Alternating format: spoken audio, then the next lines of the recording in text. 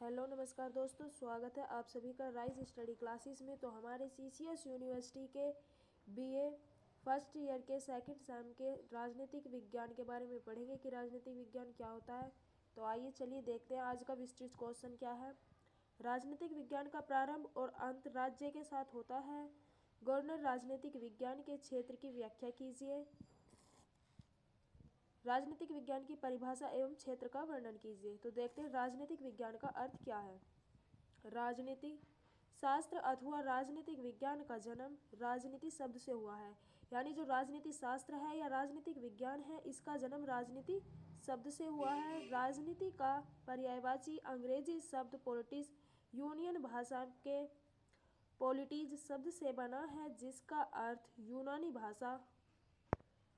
यूनानी भाषा में नगर अथवा राज्य होता है। ठीक है, आगे पढ़ते। प्राचीन यूनान में प्रत्येक नगर एवं स्वतंत्र राज्य के रूप में विद्वान था। यानी प्राचीन यूनान में जो प्रत्येक नगर था वो स्वतंत्र राज्य के रूप में विद्वान था।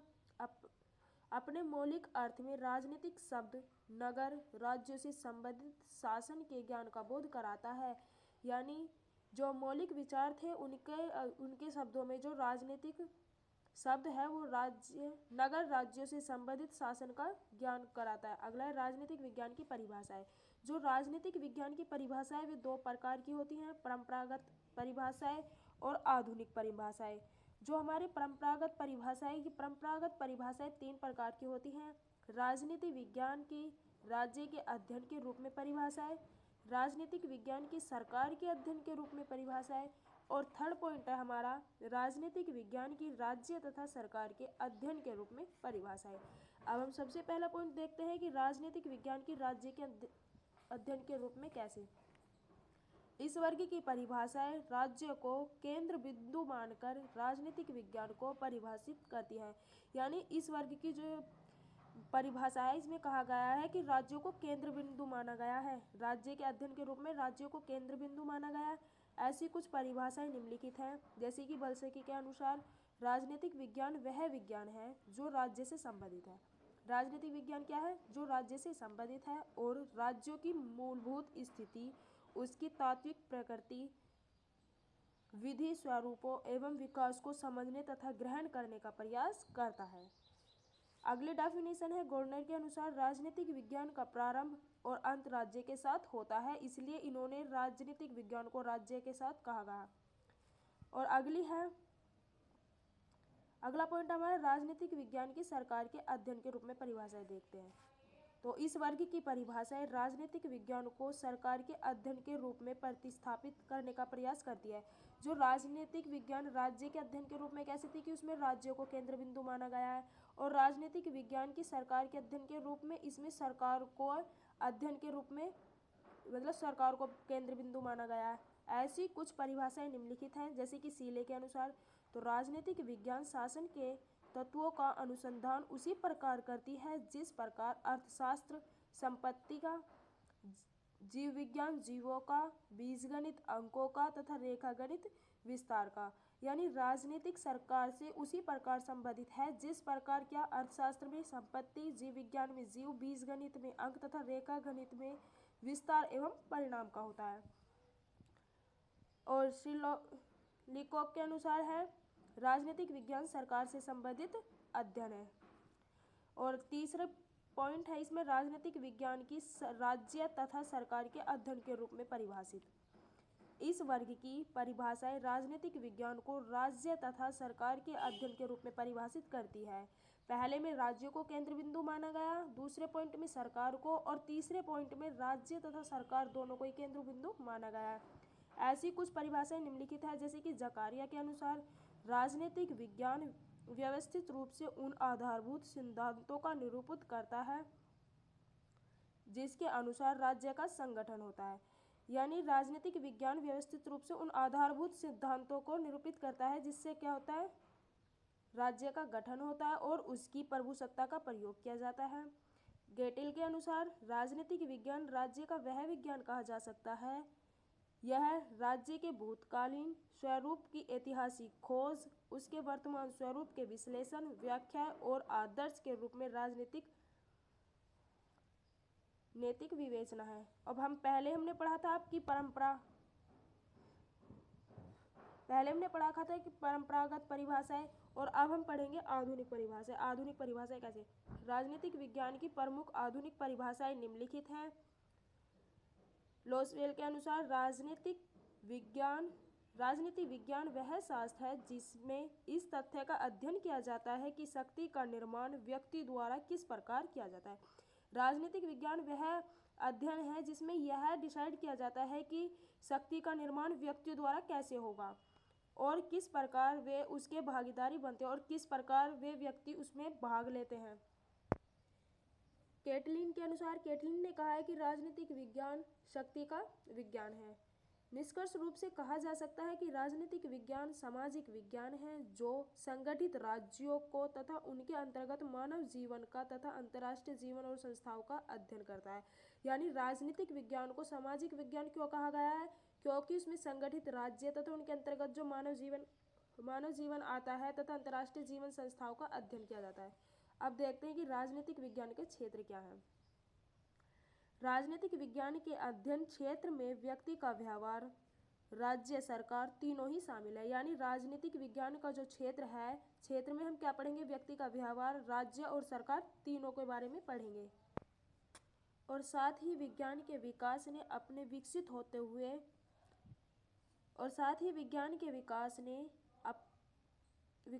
तथा विकसित होते हुए अंतर्राष्ट्रीय विचार के राज्यों से संबंधों के क्षेत्र में एक नए युग का सूत्रपात किया है। अंतर्राष्ट्रीय संबंध भी अब राजनीतिक विज्ञान का महत्वपूर्ण अध्ययन विषय है। व्यक्ति के व्यवहार का अध्ययन सभी सामाजिक विज्ञान करते हैं, यानी व्यक्ति के व्यवहार का अध्ययन सभी सामाजिक विज्ञान करते हैं, परंतु राजनीतिक विज्ञान में व्यक्ति का अध्ययन राजनीतिक प्राणी के रूप में किया जाता है। परंतु जो राजनीतिक विज्ञान है उसमें व्यक्ति का अध्ययन राजनीतिक प्राणी के रूप में किया जाता है। सरकार राज्य का ही नहीं, एक क्रियात्मक और व्यवहारिक स्वरूप है। आगे लिखा, अंतर्राष्ट्रीय संबंधों का अर्थ भी राज्यों के पारस्परिक संबंधों से है, इसलिए गवर्नर राजनीतिक विज्ञान का आरंभ तथा अंत राज्य से ही होता है। इसलिए गवर्नर ने कहा है कि राजनीतिक विज्ञान का जो आरंभ और अंत है वो किससे होता है? राज्य से ही माना जाता है। आगे लिखा है, राजनीतिक विज्ञान के विभिन्न विद्वानों के विचारों के आधार पर राजनीतिक विज्ञान के क्षेत्र के अंतर्गत निम्नलिखित बिंदु आते हैं। व्यक्ति की राजनीतिक क्रियाओं का अध्ययन, यानी व्यक्ति की जो राजनीतिक क्रियाएं हैं उनका अध्ययन कैसे किया जाता है? तो सामाजिक विज्ञान मानव की क्रियाओं के किसी न किसी पहलू को लेकर विकसित होता है। यानी जो सामाजिक विज्ञान है वो मानव की जो क्रियाएं हैं उन्हें किसी न किसी पहलू को लेकर विकसित होता है। राजनीति विज्ञान मानव की उन क्रियाओं का अध्ययन करता है जिसका संबंध राज्य से है। ठीक है, नेक्स्ट पॉइंट है राज्य के अतीत का अध्ययन। अब इसमें राज्य के अतीत का अध्ययन कैसे होता है? राजनीतिक विज्ञान में राज्य के संबंध में सर्वप्रथम इस तथ्य का अध्ययन किया जाता है कि राज्य प्राचीन काल में कैसा था और अब कैसे विकसित हुआ। यानी राज्य के अतीत में, यानी प्राचीन काल में कैसा था और अब कैसे इसमें इतना बदलाव आया। हम राज्य की उत्पत्ति और अतीत काल में उसके विकास का अध्ययन करते हैं। हम जानते हैं कि राज्य पहले कैसा था और उसका विकास किन किन पहलुओं से किस तरीके से हुआ है। राज्य वर्तमान में जैसा है वह शताब्दियों के लंबे विकास का परिणाम है। राजनीतिक विज्ञान इस तथ्य का अध्ययन करता है कि राजनीतिक की उत्पत्ति कैसे हुई, इसका स्वरूप भिन्न भिन्न युगों से किस प्रकार का रहा और विकास आबाद गति से किस प्रकार होता रहा और निरंतर हो रहा है। ठीक है, कि पहले कैसे थे और अब यहाँ तक पहुँचने में इसे कैसे इसका विकास हुआ है, किस किस तरीके से। अगला पॉइंट है राज्य के वर्तमान स्वरूप का अध्ययन। इसमें पढ़ रहे थे कि राज्य पहले कैसा था और इतना विकास कैसे हुआ। अब हम इसमें पढ़ेंगे कि राज्य का जो वर्तमान स्वरूप है, वर्तमान में जो राज्य है वो कैसा है। तो राज्य के अतीतकालीन अध्ययन के साथ साथ राजनीतिक विज्ञान राज्य के वर्तमान रूप का भी अध्ययन करता है। ठीक है, आज राज्य मानव की सर्वोपरि संस्था है, यह जीवन का आधार है तथा अन्य संगठनों के समुदाय में श्रेष्ठ है और उनमें सामंजस्य रखता है। राज्य के उद्देश्य व कार्य क्षेत्र संबंधित दृष्टिकोण परिवर्तन हो रहे हैं। इस सभी का अध्ययन राजनीतिक विज्ञान के अंतर्गत किया जाता है। अब बढ़ते हैं हम राज्य के भविष्य का अध्ययन, कि राज्य भविष्य में कैसे हो। तो राजनीतिक विज्ञान राज्य के प्राचीन स्वरूप व वर्तमान के साथ साथ भविष्य का भी अध्ययन करते हैं। राज्य एक विकासशील संस्था है, इसलिए इसका वर्तमान स्वरूप स्थायी नहीं है। हमें वर्तमान राज्य के दोषों को दूर कर आदर्श राज्य का निर्माण करना है। यानी राज्य एक विकासशील संस्था है, इसलिए वर्तमान स्वरूप स्थायी नहीं है। हमें वर्तमान राज्य के जो दोष हैं उन्हें दूर करके आदर्श राज्य बनाना है। राजनीतिक विज्ञान में हम इस बात पर विचार करते हैं कि राज्य का भावी स्वरूप होना चाहिए और उस हेतु उसका विकास सही दिशा में होना चाहिए। आगे पढ़ते हैं सरकार का अध्ययन। अब राज्य की अभिव्यक्ति सरकार के माध्यम में होती है, यानी राज्य किसके अध्ययन अंतर्गत आता है? सरकार के। राज्य के समस्त कार्य सरकार करती है, ठीक है। सरकार ही राज्य को दिखाई देने वाला व्यवहारिक तत्व है, इसलिए राज्य के अध्ययन के साथ साथ यह भी आवश्यक हो जाता है सरकार का भी अध्ययन किया जाए, ठीक है। राज्य के अध्ययन के साथ साथ सरकार का अध्ययन भी आवश्यक है, क्योंकि राज्य सरकार के अंतर्गत आते हैं। सरकार और शासन प्रणालियों के अंतर्गत आने वाली समस्त गतिविधियां राजनीतिक विज्ञान के अध्ययन का विषय है। लास्ट पॉइंट है हमारा अंतर्राष्ट्रीय संबंधों का अध्ययन। इसमें पढ़ते हैं राजनीतिक विज्ञान में विश्व के विभिन्न राज्यों के पारस्परिक संबंधों का भी अध्ययन किया जाता है।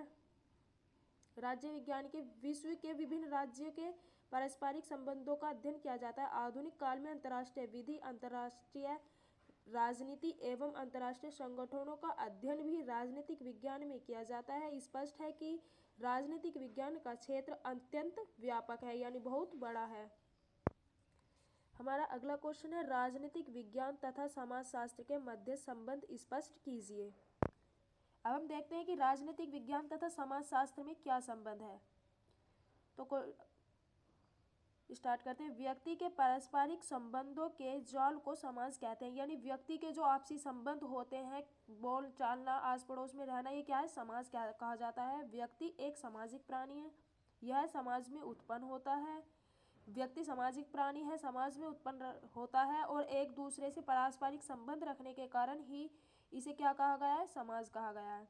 और किसी संप्रदाय व चर्च का अंग है और वह किसी न किसी धर्म को मानता है। वह किसी कुल, परिवार व जाति का अंग होता है। जो व्यक्ति है वो किसी परिवार या जाति से संबंधित होता है तथा आर्थिक संगठन और किसी राजनीतिक समुदाय या राज्य का अंग भी होता है। ये सब विभिन्न प्रकार के समुदायों की सामाजिक विधि के रूप हैं। जो विज्ञान व्यक्ति की इस सामाजिक पर विचार करता है उसे समाजशास्त्र कहा जाता है, ठीक है। राजनीतिक विज्ञान अर्थशास्त्र, नीतिशास्त्र आदि व्यक्तियों की सामाजिक के किसी एक पक्ष अथवा किसी एक विशिष्ट अंग का विचार करते हैं, परंतु समाजशास्त्र व्यक्ति की आधारभूत सामाजिकताओं को अपना प्रतिपाद्य विषय बनाता है। समाजशास्त्र का राजनीतिक विज्ञान पर पड़ने वाला प्रभाव को देखते हुए विद्वानों ने एक नए विषय का सर्जन किया है, जिनको राजनीतिक समाजशास्त्र की संज्ञा प्रदान की गई है। अब हम पढ़ते हैं कि राजनीतिक विज्ञान और समाजशास्त्र के मध्य संबंध हेडिंग के रूप में। तो समाजशास्त्र और राजनीतिक विज्ञान के निकट संबंध हैं। राज्य मानव समाज का एक विशिष्ट रूप है, अतः समाजशास्त्र के प्रतिपाद्य विषय की पूर्णतः पृथक नहीं हो सकता। समाजशास्त्र द्वारा समाज के विकास के संबंध में प्रतिपादित नियमों व तथ्यों को राजनीतिक विज्ञान स्वीकार करता है। दोनों के मध्य संबंध निम्न प्रकार है। इसमें पहला पॉइंट है तथ्यों का समान महत्व। तो राज्य संस्था की उत्पत्ति के संबंध में जो तथ्य समाजशास्त्र प्रतिपादित करता है, राजनीतिक विज्ञान में उनका महत्वपूर्ण स्थान है। यानी राज्य संस्था की जो उत्पत्ति में जो तथ्य समाजशास्त्र के लिए आवश्यक है, वही तथ्य राजनीतिक विज्ञान के लिए भी आवश्यक है। दूसरा पॉइंट है समाज राज्य का पूर्ववर्ती या आधार। तो राज्य की उत्पत्ति से पहले समाज की सत्ता थी। रॉबिन्सन क्रूसो के समान व्यक्ति किसी द्वीप या जंगल में अकेला नहीं रहता था। उस समय भी व्यक्ति समुदाय बनाकर रहता था। वह किसी पड़ोसी व साथी के साथ मिलकर आर्थिक उन्नति करता और किसी न किसी के साथ रहकर परिवार बनाता। यानी राज्य से पहले भी समाज था।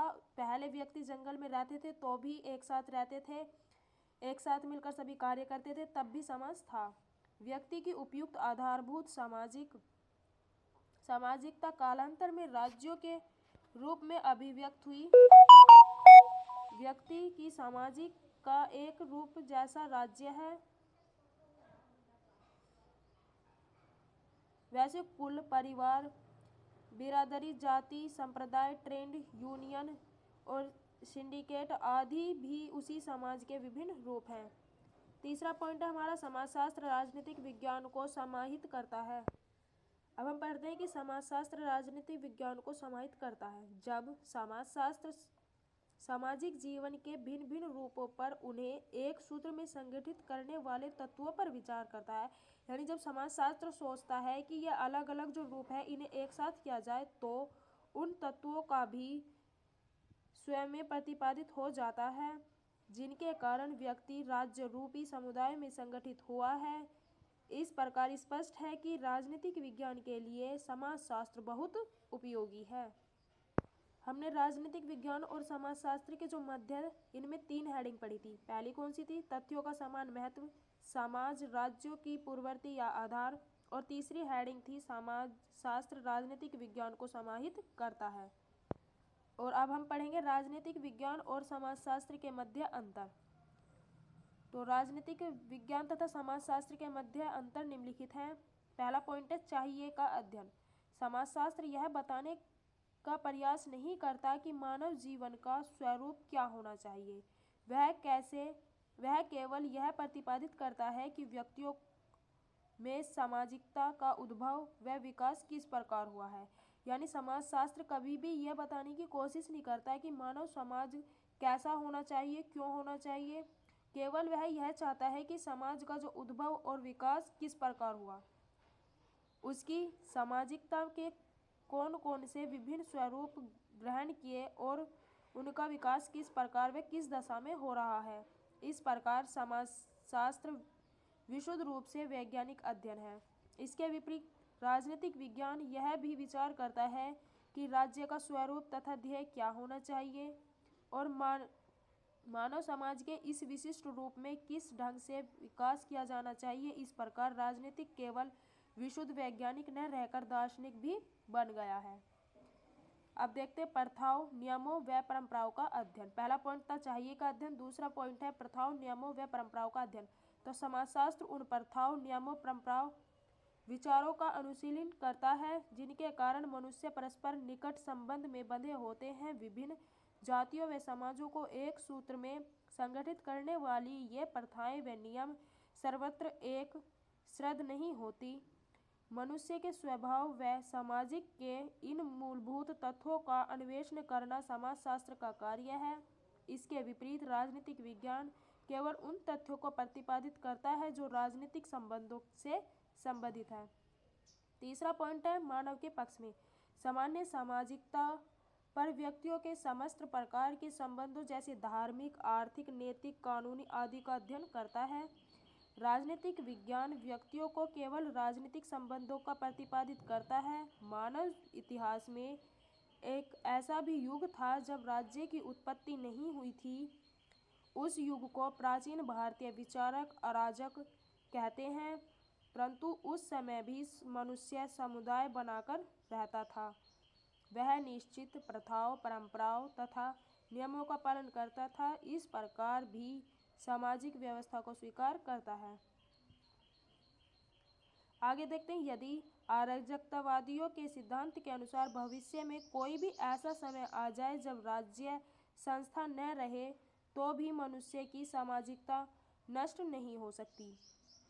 उस समय में भी मनुष्य के अनेक प्रकार के समुदाय व समाज बने रहेंगे। मनुष्य को आधारभूत सामाजिकता राज्यों की अपेक्षा नहीं रखती। समाजशास्त्र का वही प्रतिपाद्य विषय है।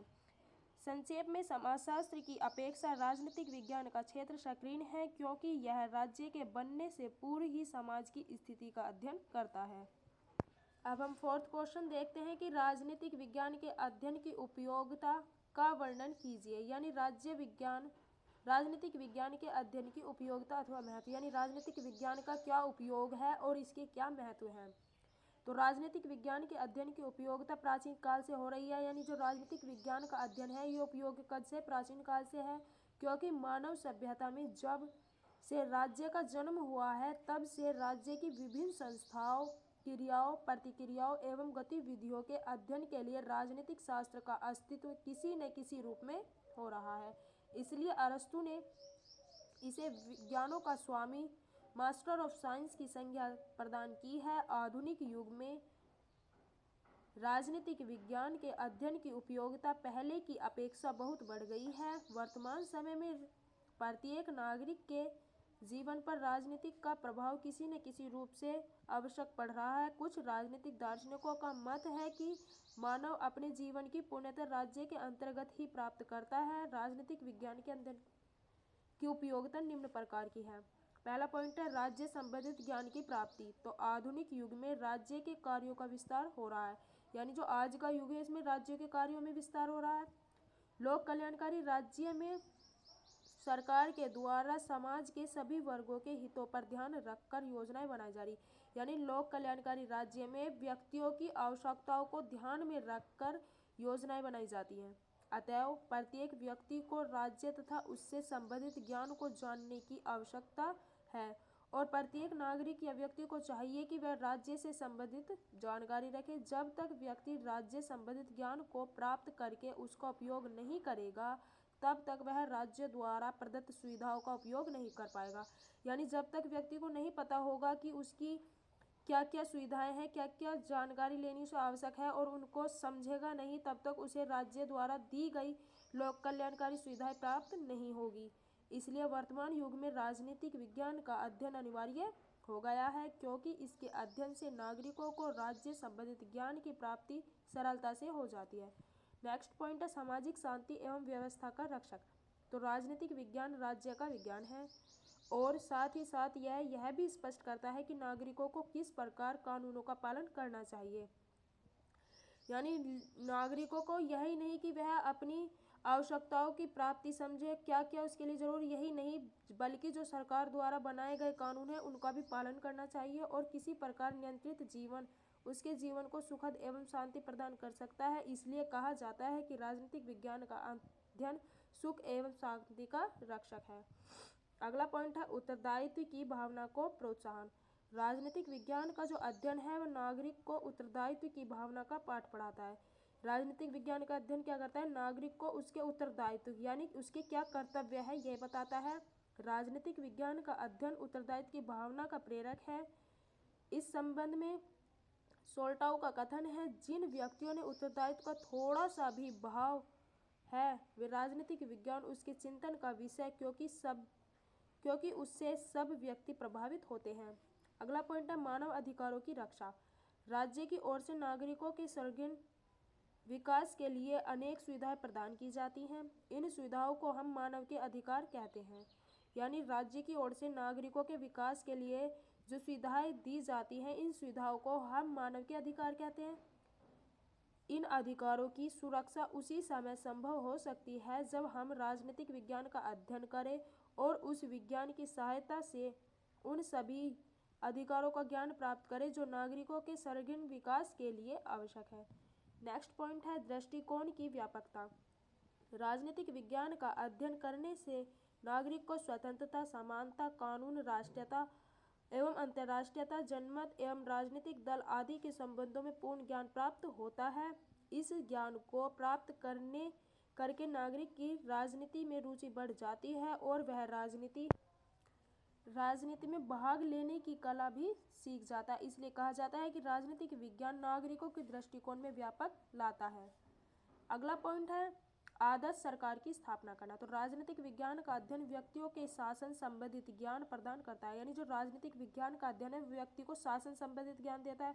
उस ज्ञान को प्राप्त कर लेने के उपरांत व्यक्ति यह समझ जाता है कि अपने देश के लिए किस प्रकार की शासन प्रणाली की आवश्यक है और व्यक्ति का अधिकतम हित किस प्रकार की शासन व्यवस्था में संभव है। नेक्स्ट पॉइंट है विविध प्रकार के कानूनों का ज्ञान, यानी राजनीतिक विज्ञान के अध्ययन से विभिन्न प्रकार के संविधानों का ज्ञान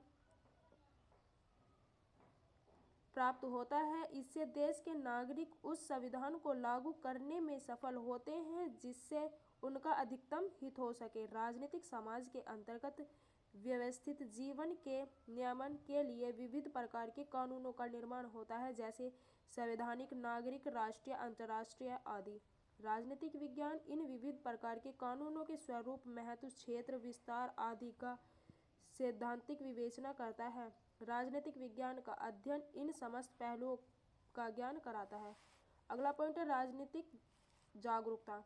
तो राजनीतिक दलों के सिद्धांतों, निर्वाचन की पद्धतियों तथा मताधिकार की विधियों का ज्ञान राजनीतिक ज्ञान के अध्ययन से प्राप्त है और उसी से राजनीतिक जागरूकता की स्थिति उत्पन्न होती है। अगला पॉइंट है अधिकारों एवं कर्तव्यों का ज्ञान। राजनीतिक विज्ञान अधिकारों एवं कर्तव्यों का ज्ञान प्राप्त कराता है। व्यक्ति अधिकारों को ज्ञान प्राप्त करके अपने व्यक्तित्व का विकास कर सकता है तथा कर्तव्यों का ज्ञान प्राप्त करके समाज व राज्य की उन्नति में अपना योगदान दे सकता है। इस दृष्टि से राजनीतिक विज्ञान का अध्ययन समाज और व्यक्ति दोनों के लिए लाभदायक व महत्वपूर्ण होता है। लास्ट पॉइंट है राजनीतिक आदर्शों का ज्ञान। राजनीति मात्र व्यवहारिक ही नहीं, इसका एक वैज्ञानिक पक्ष भी होता है। अतः प्राचीन काल में वर्तमान तक सैकड़ों विद्वानों ने राजनीतिक पर स्वतंत्र चिंतन किया तथा उनके चिंतन के परिणाम स्वरूप विभिन्न प्रकार की राजनीतिक विचारधाराओं तथा आदर्शों का प्रतिपादित हुआ है। राजनेताओं ने इस आदर्शों को राज्य व्यवस्थाओं के नियमन तथा संचालन हेतु अपनाया है। उदाहरण के लिए समाजवाद, साम्यवाद, व्यक्तिवाद आदि। राजनीतिक विज्ञान का अध्ययन इन विचारों के विषय से भी ज्ञान प्राप्त कराता है। वर्तमान राज्य व्यवस्थाओं की जानकारी के लिए अध्ययन आवश्यक है। आगे लिखा है कि राजनीतिक विज्ञान के अध्ययन की उपयोगिता पहले की अपेक्षा वर्तमान युग में बहुत बढ़ गई है। यानी राजनीतिक विज्ञान का जो उपयोग है वो पहले की अपेक्षा अब ज़्यादा जरूरी है। लोक कल्याणकारी राज्य की अवधारणा, प्रजातंत्र, समाजवाद तथा राज्यों का पारस्परिक निर्भरता ने इसके अध्ययन को महत्वपूर्ण ही नहीं वरन अनिवार्य बना दिया है। यानी लोक कल्याणकारी राज्य की जो अवधारणा है इसमें प्रजातंत्र, समाजवाद व राज्यों ने जो है राजनीतिक विज्ञान को अति महत्वपूर्ण बना दिया है। आज प्रत्येक व्यक्ति किसी न किसी प्रकार राज्य से संबंधित है। आइवर ब्राउन के शब्दों में सामाजिक जीवन के वास्तविक मूल्यों के प्रति यदि सहज बुद्धि से देखा जाए तो राजनीतिक विज्ञान का अध्ययन उपयोगी एवं सामर्थ्यक सिद्ध किया है। राजनीतिक विज्ञान के अध्ययन का महत्व देश और काल की सीमाओं से परे है, परंतु इसके अध्ययन का महत्व भारत के समान अन्य लोकतांत्रिक देशों के लिए विशेष है। लोकतांत्रिक अथवा प्रजातांत्रिक देशों के लिए प्रबुद्ध और जागरूक नागरिकों की आवश्यकता होती है तथा नागरिकों में इस गुण का समावेश राजनीतिक विज्ञान के द्वारा होता है।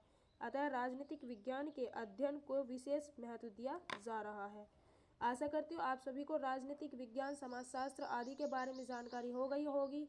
तो मिलते हैं नेक्स्ट वीडियो में।